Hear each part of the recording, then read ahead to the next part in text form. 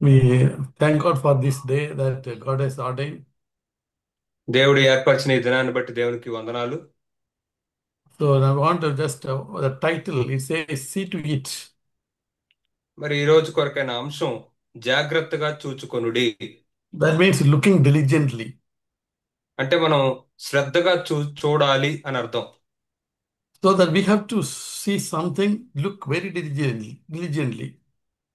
అంటే దేన్నో మనల్ని చాలా జాగ్రత్తగా చూడమని చెప్తూ ఉన్నాడు. So it's a like that it's like when we are go to hospital, the doctor say you must eat the particular you don't have some vitamin, you must have that diligently. You take this vitamin. ఇది ఎలా ఉందంటే, మనం ఏదైనా లోపం ఉండి ఆసుపత్రికి వెళ్తే వాళ్ళు మీకు పలానా విటమిన్ లోపం ఉంది కాబట్టి దీన్ని మీరు చాలా శ్రద్ధగా తీసుకోవాలి అని And చెప్తారు. you should not neglect it. మీరు దాన్ని నిర్లక్ష్యం చేయకూడదు. So the same way that again God's word also we have to look it very diligently and obey it. అదే విధంగా దేవుని వాక్యం విషయంలో కూడా మనం దాన్ని చాలా శ్రద్ధగా చూస్తూ దానికి విధేయత చూపించాలి. And we turn to Hebrews chapter 12. మనం హెబ్రీయులకు రాసిన పత్రిక 12వ అధ్యాయం చూద్దాం. In that, please read brother verse 14. దాంట్లో 14వ వచనాన్ని మనం ఒకసారి చదువుకుందాం. అందరితో సమాధానమును పరిశుద్ధతయు కలిగి ఉండుటకు ప్రయత్నించుడి. పరిశుద్ధత లేకుండా ఎవడును ప్రభువును చూడడు. So here it says that if you want to see the Lord, we have to do we should pursue peace with all men. కాబట్టి ఇక్కడ ఏం చెప్తుందంటే, మనం ప్రభువుని చూడాలి అంటే మనం మనుషులందరితోనూ సమాధానాన్ని కలిగి ఉండటానికి ప్రయత్నించాలి. And pursue sanctification. Pursue sanctification. అలాగే పరిశుద్ధతను కూడా మనం కలిగి ఉండకు ప్రయత్నించాలి. So the pursue means we have to go after. ప్రయత్నించడం అంటే దాని వెనకాల పడడం. It is not just walking, it is like a chasing after. ఇదేదో అలా నడవడం కాదు, దాన్ని వెంట పడడం అన్నమాట.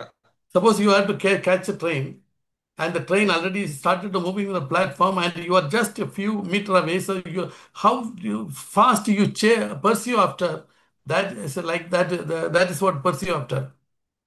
మరి ఒకవేళ మీరు ఒక ట్రైన్ ఎక్కాలనుకుంటే ఆ ట్రైను అది కదిలిపోతూ ఉంటే జస్ట్ కొద్ది దూరంలోనే మీరు ఉంటే దాన్ని ఎలా మీరు పట్టుకుని ఎక్కుతారో ఆ విధంగానే ఉండాలని ఇక్కడ చెప్తోంది.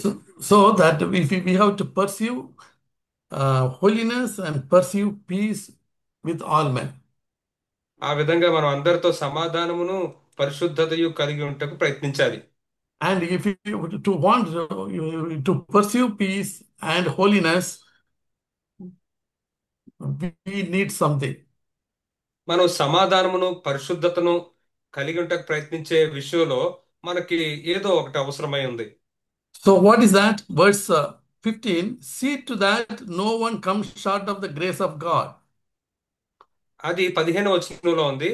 అదేంటంటే, మీలో ఎవడైనాను దేవుని కృపను పొందకుండా తప్పుపోవునేమో అని Yeah, జాగ్రత్తగా చూచుకోండి. yeah, it is a see to no one comes short of the grace of God. So so we have to see very diligently, look diligently that we should have that grace of God. కాబట్టి ఎవడైనా దేవుని కృపను పొందకుండా తప్పిపోతున్నామో మనం చాలా జాగ్రత్తగా ఉండాలి. మనం దీన్ని కలిగి ఉండాలంటే మనం దేవుని కృపని పొందుకుంటూనే ఉండాలి. So without His grace, we cannot pursue peace. We cannot pursue holiness. అంటే ఆయన కృప లేకుండా మనం ఆ యొక్క సమాధానమును వెంటాడలేము, పరిశుద్ధతను వెంటాడలేము. Yeah, we can do nothing. మనం ఏమీ చేయలేము. Yeah, so the grace is that important thing. What we need is to pursue peace and for holiness. కాబట్టి సమాధానమును పరిశుద్ధతను వెంటాడడానికి కావలసిన అత్యంత ప్రాముఖ్యమైనది మనకు అవసరం ఏమైంది ఏంటంటే కృప. So if you want to have a grace, we know that God gives grace to the humble. మరి మనం కృపను కలిగి ఉండాలి. అయితే దేవుడు కృపను దీనిలోకి మాత్రమే ఇస్తాడని మనకు తెలుసు. Yeah, as we know that First Peter 5:5, God opposes the proud and give grace to the humble. మనకు తెలుసు కదా, 1 పేతురు 5:5లో దేవుడు అహంకారులను ఎదిరించి దీనిలో కృపనిస్తాడు. So that if you want to have the grace, we have to humble ourselves. కాబట్టి మనం కృపను కలిగి ఉండాలంటే మనల్ని మనం తగ్గించుకోవాలి. And if so that in all the situation God sent on our way, all the circumstances, that God to bring us on the way to humble us. అయితే మన జీవితంలో దేవుడు అనుమతించే పరిస్థితులన్నిటినీ, దేవుడు అనుమతించే ఆ యొక్క పరిస్థితులన్నిటిలోని కూడా మనల్ని దీనులుగా చేయడానికి దేవుడు వాటిని అనుమతిస్తూ ఉంటాడు. In Deuteronomy it says, He led the Israelites 40 years to test them what is in the heart and to humble them. మరి ద్వితీయోపదేశకాండంలో ఏమని చెప్తూ ఉందంటే, వారి హృదయంలో ఏముందో పరీక్షించి వారిని దీనులుగా చేయుటకు దేవుడు వాళ్ళని 40 సంవత్సరాలు పరీక్షిస్తూ ఉన్నాడు అని So, చూస్తాం. so, so why God humble us? మరి దేవుడు ఎందుకని మనల్ని దీనులుగా చేస్తూ ఉంటాడు? And to humble us so that He can give us grace. ఎందుకంటే ఆయన మనల్ని దీనులుగా చేస్తే ఆయన మనకి కృపను ఇవ్వగలుగుతాడు. And if He give grace, we can pursue peace with all men and holiness. అప్పుడు మనం కృపను పొందుకున్నప్పుడు అందరితో ఆ యొక్క సమాధానమును, పరిశుద్ధతను వెంటాడగలుగుతాం. Yeah, that if I already come to become humble, then what more I have to go further? మరి నేను దీనుణ్ణి అయిపోతే నేను ఇంకా దేనికోసం ముందుకు వెళ్తూ ఉండాలి? Yeah, in Zephaniah 2 verse 3 says, జెఫన్యా 2 అధ్యాయం 3 వచనంలో ఏమని చెప్తుందంటే, please read, brother. Seek the Lord. దేశంలో సాత్ Read, brother. దేశంలో సాత్వికులై ఆయన న్యాయ విధులను అనుసరించు సమస్త దీనులారా, యెహోవాను వెదకుడి. మీరు వెదకి వినయము గలవారై నీతిని అనుసరించిన ఎడల ఒకవేళ ఆయన ఉగ్రత దినమున మీరు దాచబడుదురు. Yes, here it says to the one who is humble, the Lord says, seek the Lord, all you humble. ఇక్కడ సమస్త దీనులతో ప్రభు ఏం చెప్తున్నాడంటే, మరియు మీరు వెదకి వినయము గలవారే, అంటే మరలా దీనత్వం కలిగి ఉండండి అని చెప్తున్నాడు. Again, God wants us to go down and go down and go down. మరలా దేవుడు మనం అలా కిందకి వెళ్ళిపోతూ ఉండాలని కోరుకుంటున్నాడు. And what we have to see, we have to seek righteousness and seek humility. మరి మనం దేన్ని వెతకాలి, వేటిని వెతకాలి అంటే మనం న్యాయ విధులను, నీతిని, ఆ యొక్క దీనత్వాన్ని వెతకాలి అని ఆ వచనం చెప్తుంది. So we have to seek humility so that there is no depth that we have just attained the humility. It is we seek humility. మనం దీనత్వాన్ని వెతుకుతూ వెంటాడుతూ ఉండాలి. మనం దీనత్వం యొక్క అత్యంత లోతైన స్థాయికి వెళ్ళిపోయాం అనుకోవడానికి లేదు. అది అలా వెళుతూనే ఉంటుంది. So if you are humble, God give us the grace. కాబట్టి మీరు దీనులుగా ఉంటే దేవుడు కృపనిస్తాడు. And again we see that in the 15th verse, see to that no root of bitterness springs up, causes trouble, and by it many be defiled. అలాగే మనం మళ్ళీ హెబ్రీయులు రాసిన పత్రిక 12 అధ్యాయం 15 వచనంలో ఈ విధంగా చదువుతూ ఉన్నాం. చేదైన వేరు ఏదైనాను మొలిచి కలవరపరచుట వలన అనేకులు అపవిత్రులైపోదురుమో అని చెప్తూ ఉన్నాడు. So that this also we have to look diligently that whether do I have that root of bitterness. కాబట్టి ఈ విషయాన్ని కూడా నేను చాలా జాగ్రత్తగా చూస్తూ ఉండాలి. నాలో ఏమైనా ఆ ద్వేషము అనే వేరు మొలుస్తూ ఉందా? There is a bitterness. So the bitterness it is not just outside, it's a root which is deep down in our heart. ఈ ద్వేషము అనేది బయట ఉండే విషయం కాదు, అది నా యొక్క హృదయంలో చాలా లోతైన ప్రదేశాల్లో ఉండేది. And it is we cannot it's like the roots are of the tree, we know that it is like in different direction, east west north south and east southeast northeast, like our Indian railway. మరి ఈ యొక్క వేర్లు ఎలా ఉంటాయంటే, ఒక చెట్టు వేర్లు అది ఒక దిశలో ఉండవు. తూర్పు, పడమర, పశ్చిమ, దక్షిణం అన్ని, మళ్ళీ వాటి మధ్యలో తూర్పు పడమరలు అన్ని కలిపి ఆ విధంగా ఆ, అది వేర్లు వెళ్తూ ఉంటాయి. And so that so it is very difficult to yeah, so that we have to look diligently that in through some way that the root of bitterness that comes and what it happens, it causes trouble.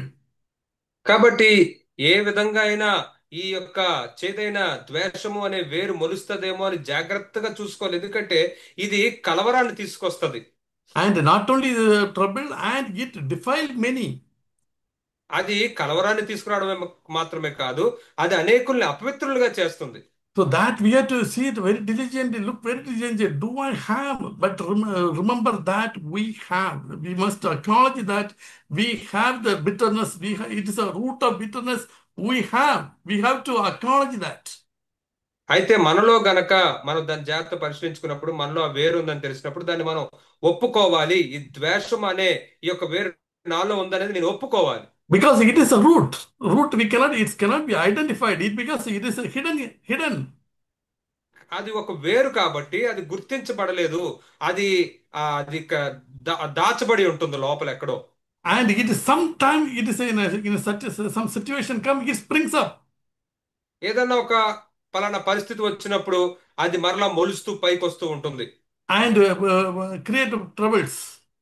మరియు కలవరాల్ని కలిగిస్తూ ఉంటుంది. And so we have to because we know that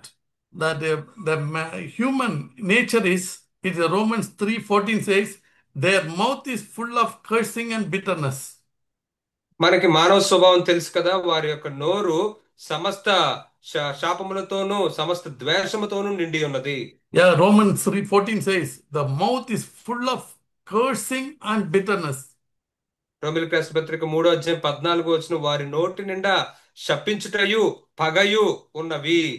So we have to see it, yes, that Lord, that I am like that. I am like that. I am. My mouth is full of cursing and bitterness. మరి మనం చెప్పాలి, మనం ఆ విధంగా చూసుకోవాలి. ప్రభువా, నా నోరంతా కూడా ఈ శపించడంతోని పగతోని ద్వేషంతో నిండిపోయి ఉన్నాయి అని చెప్పాలి.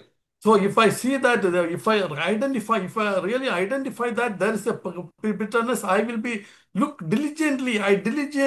I handle that bitterness, and if any bitterness spring up, immediately cut off that. కాబట్టి నేను నాలో ఒకవేళ ఆ యొక్క ద్వేషం అనే వేరుని గనక చూసినట్లయితే, నేను శ్రద్ధగా పరిశీలిస్తున్నప్పుడు దాన్ని చూసినట్లయితే దాన్ని నేను నరికి తీసివేయాలి. And we know we see that how that bitterness in Acts chapter 4:8 it says, when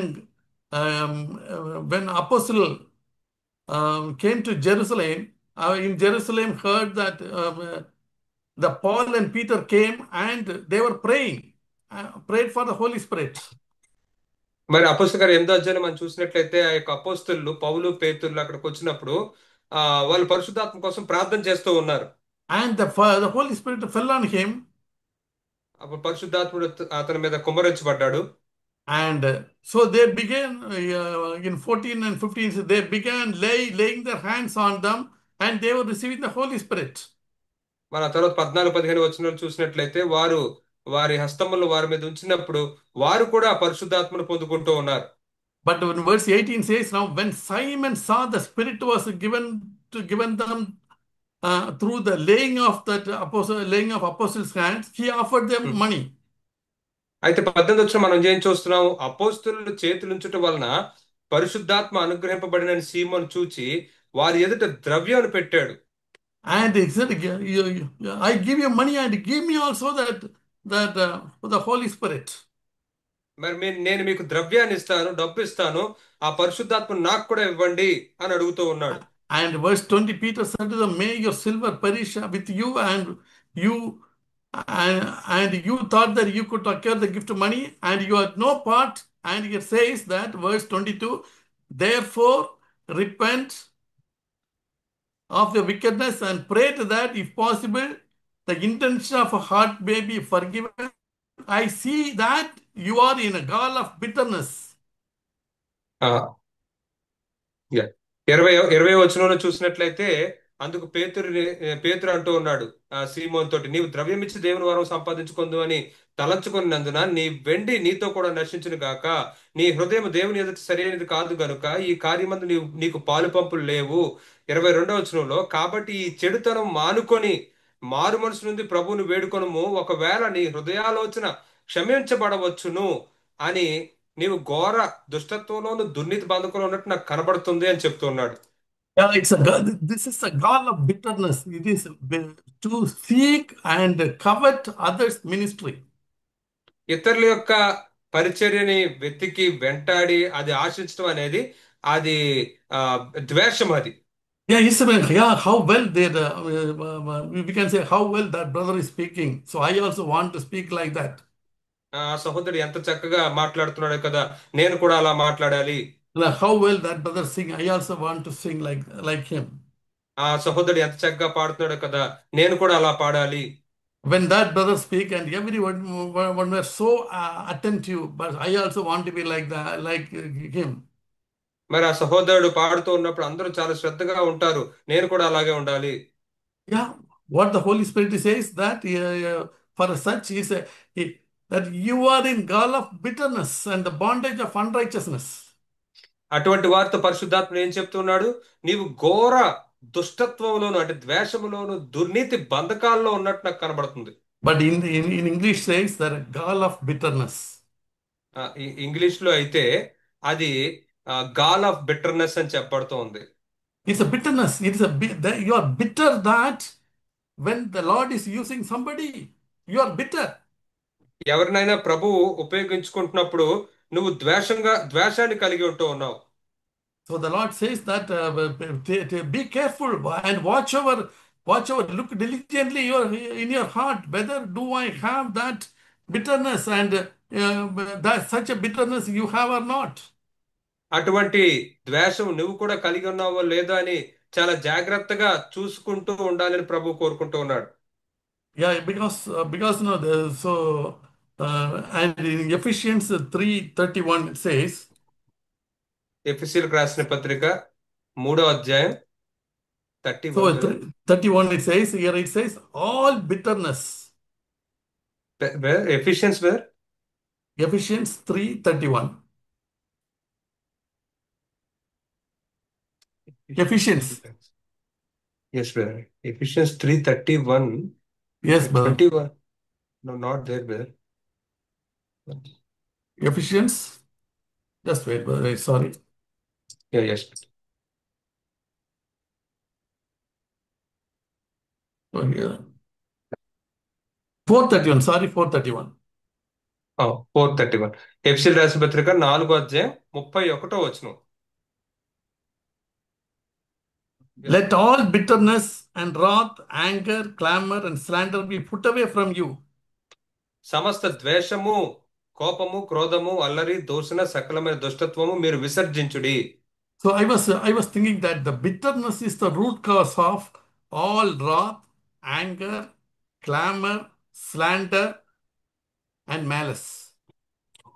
కాబట్టి ఈ కోపానికి, క్రోధముకి, అల్లరికి, దూషణకి, సకలమైన దుష్టత్వానికి ఈ ద్వేషమే మూలము అని నాకు అర్థమైంది.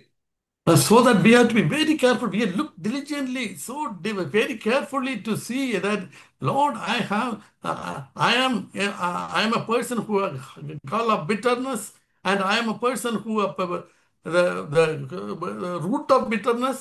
Lord, I have to see very diligently and look diligently and remove all that bitterness, the root of bitterness from me day by day. కాబట్టి మనం ప్రభువుని అడగాలి, ప్రభువా నాలో ఈ యొక్క దుష్టత్వం, ద్వేషము అనే వేరు నాలో ఉంది, ప్రభువా దినదినము నాలోంచి అది తీసివేయండి అని మనం అడుగుతూ ఉండాలి. Yeah, that we know that we think that we love we don't have any bitterness toward our spouse, our wives. మనం అనుకోవచ్చు మన యొక్క వివాహ భాగస్వామి విషయంలో ఏ ద్వేషము లేదని. But Bible says in Colossians 3:19, husband, love your wives and do not become bitter against them. కానీ బైబిల్ కొలస్సీలు రాసిన పత్రిక 3వ అధ్యాయం 19వ వచనంలో ఏమని చెప్తుందంటే, భర్తలారా మీ భార్యలను ప్రేమించుడి, వారిని నిష్ఠూర పెట్టకుడి. So here it says, do not become bitter against them. So that means we have bitterness. We are full of people. Our heart is full of bitterness. మనం వారి విషయమై ద్వేషాన్ని కలిగి ఉండకూడదు. అందుకే ఇక్కడ చెప్పిన దాని నుంచి మనం అర్థం చేసుకొచ్చి మన హృదయం అంతా కూడా ద్వేషంతో నిండిపోయింది కాబట్టి వాళ్ళని నిష్ఠూర పెడుతూ ఉన్నాం. Yeah, when we just some unrest come in our life through our spouse, our wife. That's because of the bitterness, and we have irritation in sometimes. That is also that bitterness. It is these are the form of bitterness. మరి మన భార్య విషయంలో ఆ, ఒకవేళ మనం ఆ, అసహనంగా ఉంటూ విశ్రాంతి లేకుండా కోప్పడిపోయే విధంగా ఉంటున్నామంటే ఇవన్నీ కూడా ఈ ద్వేషంకి బయటకు వచ్చే ప్రతిరూపాలు ఇవన్నీ. And so we have to see that we have to accept the word of God and say, Lord, the bitterness, even with my wife, there's a bitterness that comes. So I have to watch carefully, listen, and look carefully and deal with the bitterness in my life. ప్రభువా, నీ వాక్యంలో నువ్వు ఈ విధంగా సెలవిచ్చావు కాబట్టి నా భార్య విషయంలో కూడా నాకు ద్వేషం ఉండే అవకాశం ఉంది కాబట్టి దీని విషయంలో కూడా నేను చాలా జాగ్రత్తగా ఉండాలి ప్రభువా అని మనం అడగాలి. And yeah, the John the Baptist says that the axe is already laid at the roots. So we have to allow the Holy Spirit to allow the Holy Spirit to lay the axe and cut off the root of bitterness from our heart. మరి బాప్తిస్మిచ్చి యోహాను గొడ్డలి వేరున ఉంచబడి ఉన్నది అని చెప్పి ఉన్నాడు కాబట్టి ఆ ద్వేషము అనే వేరున గొడ్డలు ఉంచబడింది. పరిశుద్ధాత్మను మనం అడగాలి, పరిశుద్ధాత్మ దేవా నీ యొక్క గొడ్డలి నా వేరును వేసి దాన్ని తీసివేయండి అని అడగాలి. And remove the root of bitterness, then only we can root it and ground it in love. ఆ యొక్క ద్వేషము అనే ఆ వేరుని తీసివేసినప్పుడు మాత్రమే మనము ఆ యొక్క ప్రేమలో వేరు పారగలము. So next we see that 12 verse 16, Hebrew 12 verse 16. తర్వాత మన హెబ్రీయులకు రాసిన పత్రిక 12వ అధ్యాయం 16వ వచనాన్ని See, చూద్దాం. see to it that there be no sexually immoral and godly person like Esau. ఆ ఏశావు వంటి భ్రష్టుడైనను వ్యభిచారి అయినను ఉండునేమో అని జాగ్రత్తగా చూచుకోండి అని చెప్తూ ఉన్నాడు. Yeah, it's here that it is an immoral person. So we have to see that if I have the immoral, that means if I have the immoral, I cannot pursue after holiness. మరి నేను ఒకవేళ భ్రష్టునిగా ఆ, ఉన్నట్లయితే, నైతిక విలువలు లేని వ్యక్తిగా నేను ఉన్నట్లయితే నేను పరిశుద్ధాత్ముడిని వెంటాడలేను. If I seek after sexual sin, I cannot pursue after holiness. నేను లైంగిక పాపాలని గనక వెతుకుతూ వాటిని వెంటాడుతూ ఉన్నట్లయితే అప్పుడు నేను పరిశుద్ధతను వెంటాడలేను.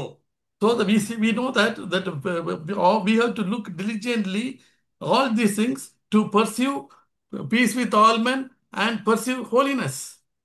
మనం వీటన్ని విషయంలో చాలా జాగ్రత్తగా చూసుకుంటూ ఉండాలి.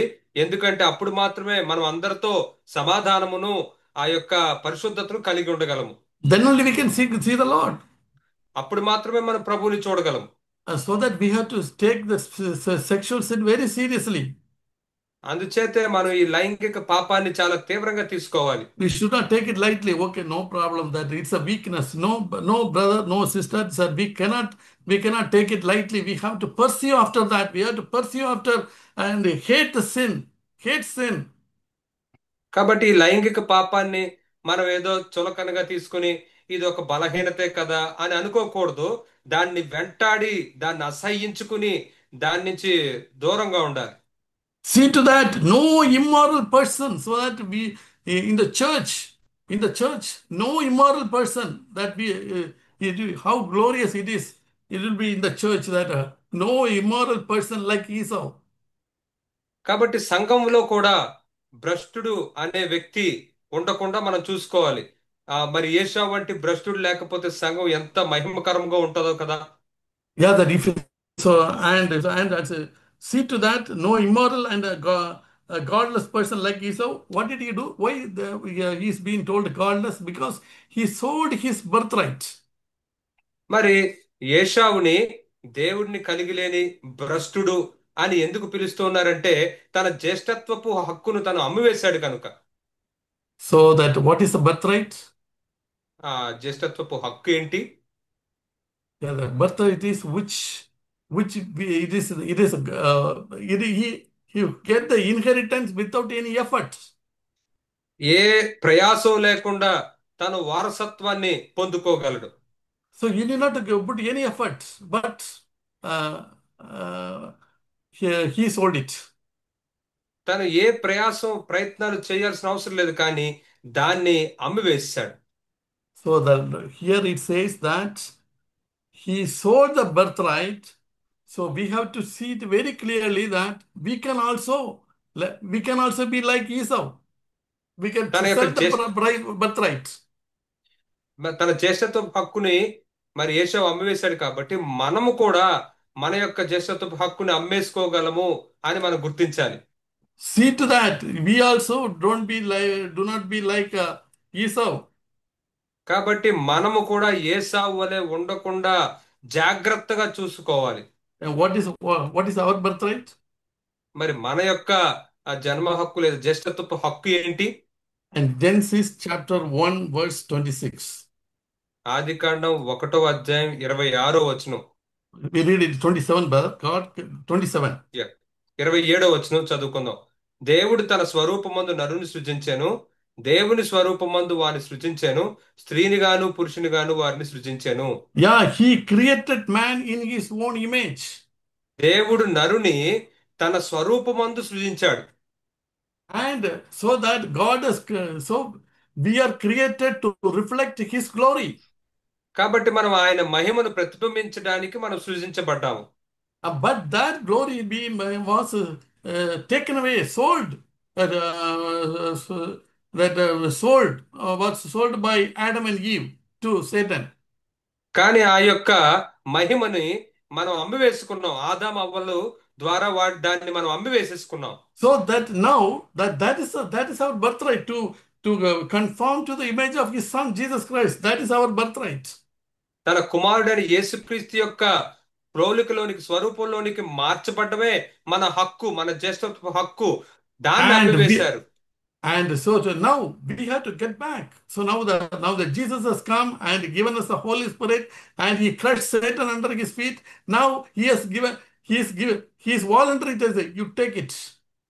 అయితే మనం దాన్ని తిరిగి పొందుకోవాలి. అందుకే యేసే వచ్చాడు, పరిశుద్ధాత్మను పంపించాడు, తర్వాత సాతాన్ని మన కాళ్ళ కింద చితక కాబట్టి ఇప్పుడు ఆయన తీసుకోమని చెప్తున్నాడు, కాబట్టి మనం అది తీసుకోవాలి. And here the Jesus received that glory back. He came like a man and he received the grace, the image of the image of God on him. మరి యేసయ్య ఆ విధంగా మానవుడిగా వచ్చి తన దేవుని యొక్క రూపాన్ని తను పొందుకున్నాడు. And now we said we follow him, we can also conform to his image and become a sons and daughter of him.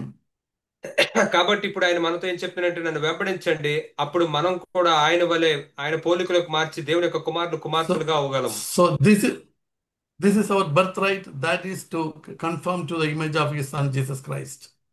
కాబట్టి ఇదే మన యొక్క జన్మ హక్కు ఏంటంటే ఆయన కుమారుడిని యేసు క్రీస్తు యొక్క పోలికలోనికి మార్చబడటమే. And the second thing, verse 26 says, and rule over them and dominion over all the created being. ఆ తర్వాత 26వ వచనంలో ఆ యొక్క సృజించబడిన వాటన్నిటిని వాటిని ఏలుబడి చేయడం. Yeah, that is also our birthright. అది కూడా మన యొక్క జన్మ హక్కే. To overcome the sin and all the lust of the flesh, lust of the eyes and pride of life, overcome them. That is also our birthright. కాబట్టి ఈ సమస్త పాపాన్ని, నేత్రాశ, జీవపడంబము, శరీరాశను, వీటన్నిటిని జయించడమే మన యొక్క జన్మ హక్కు. Yeah, that we should not, brothers and sisters, we should not give up, despise the birthright like Esau, and he despised and gave it, sold it. We should not take it lightly and despise our birthright. కాబట్టి సహోదరి సహోదరులారా, మనకి వరకు ఇవ్వబడిన ఈ యొక్క జన్మ హక్కుని మనం ఏశావు వలె అమ్మివేసుకోకూడదు. దాన్ని మనం చులకనగా చూడకూడదు, అసహించుకోకూడదు, దాన్ని అమ్మివేసుకోకూడదు. And another birthright is that having the kingdom of God that come in our midst. ఇంకొక మన జన్మ హక్కు ఏంటంటే దేవుని యొక్క రాజ్యము మన మధ్యలోనికి రావడం. The kingdom of God, righteousness, peace and joy in the Holy Spirit in me and in my family and in the church. That is also the birthright. మరి ఈ యొక్క దేవుని యొక్క రాజ్యము అంటే నీతి, ప్రేమ, సమాధానము, పరిశుధాత్మ యందలి ఆనందము, ఇవన్నీ కూడా నాలో, నా కుటుంబంలో, సంఘంలో రావడం. That is so we should not despise that. Lord, I want that. I have to look diligently, Lord, how often I despise that righteousness, how often I despise the peace, how often I despise it. And we have to repent. And now is the time to repent. కాబట్టి మనం చెప్పాలి, ప్రవ్వా అది నేను కలిగి ఉండాలి. ఆ యొక్క జన్మ హక్కుని నేను చులకనగా చూడకూడదు. ఎంతకు ముందు దాన్ని చులకనగా చూశానో నేను ఆ యొక్క నీతిని కలిగి ఉండాలి, సమాధానం కలిగి ఉండాలి అని చెప్పి మనం అనాలి. And we have to repent immediately. మనం వెంటనే మారుమనసు పొందాలి, పశ్చాత్తాపడాలి. So if we despise it, we'll be like Esau. He repented later, but then even though he repented later, he could not gain it. మనం గనక ఆ విధంగా దాన్ని చులకనగా చూస్తే, ఏశావు కూడా అలా చులకన చూసి దాన్ని పోగొట్టుకున్నాడు. తర్వాత దాన్ని పొందుకోలేకపోయాడు మరలా. Even though he repented, he cried out, Lord, I want that. Father, I want that. He could not get it because he despised that, the birthright. మరి తను మారు మనసు పొంది, ప్రవ్వా తండ్రి నాకు అది కావాలి అని తను వేడుకున్నప్పటికీ కూడా దాన్ని తను తిరిగి మళ్ళీ పొందుకోలేకపోయాడు. So it is too late, brothers. Now it's the time of repent, time to repent and seek after the kingdom of God in our hearts. కాబట్టి సోదరి సోదరులారా, ఇప్పుడే మారు మనసు పొందే సమయము, మరి మన హృదయం అంతటితో దేవుణ్ణి వెతికే సమయము. If we despise it, if we neglect it, it is too late to get back the birthright. దాన్ని గనక మీరు చులకనగా చూసి దాన్ని నిర్లక్ష్యం చేస్తే దాన్ని మరలా పొందుకోవడానికి ఆలస్యం అయిపోవచ్చు. Okay, so let us not be like that Esau who is immoral and who despised that birthright, uh, and then we can pursue peace and holiness. కాబట్టి మనము ఆ యొక్క భ్రష్టుడైన ఏశావు వల్లే, జ్యేష్ఠత్వ హక్కును అమ్మవేసుకున్న ఏశావు వల్లే ఉండకుండా ఉంటే అప్పుడు మనము సమాధానమును, పరిశుద్ధతను వెంటాడగలము. Yeah, we see that in మనం దాన్ని humility. చూస్తున్నాం. No, we see that humility. That to మ- pursue peace, we need humility. మనం చూసాం కదా, మనం సమాధానాన్ని వెంటాడాలంటే మనకి దీనత్వం అవసరం, And no bitterness.